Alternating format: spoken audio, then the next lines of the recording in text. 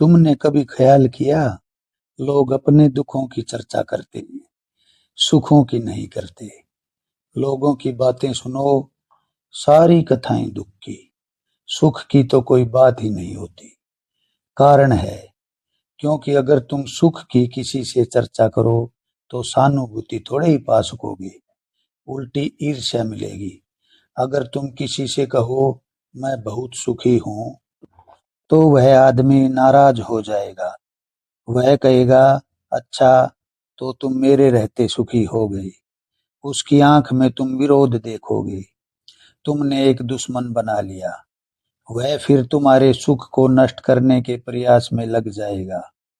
तुमने कहा कि मैं बहुत दुखी हूं, तो वह तुम्हारा सिर सहलाएगा।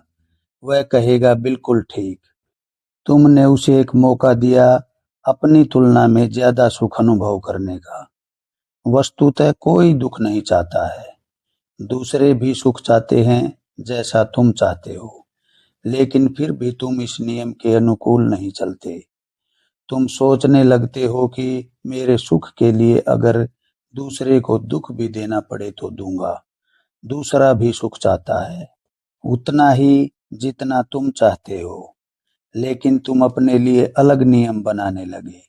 तुम कहते हो, मेरे सुख में चाहे सारे संसार को दुख मिले तो भी मैं अपना सुख चाहूंगा। तुम दूसरे को दुख दोगे अपने सुख के लिए, लेकिन तुम्हारा होना और दूसरे का होना अलग अलग नहीं है।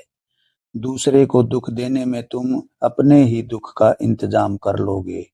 गड्ढा किसी और के लिए खोदोगे, एक दिन खुद को गिरा हुआ पाओगे, क्योंकि वह दूसरा तुमसे पार, दूर, भिन्न नहीं है, तुमसे जुड़ा है, संयुक्त है।